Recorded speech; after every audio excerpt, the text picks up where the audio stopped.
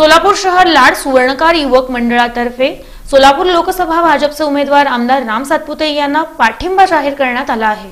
समाजाचे अध्यक्ष दिगंबर भूमकर यांच्या अध्यक्षतेखाली हा पाठिंबा जाहीर करण्यात आला।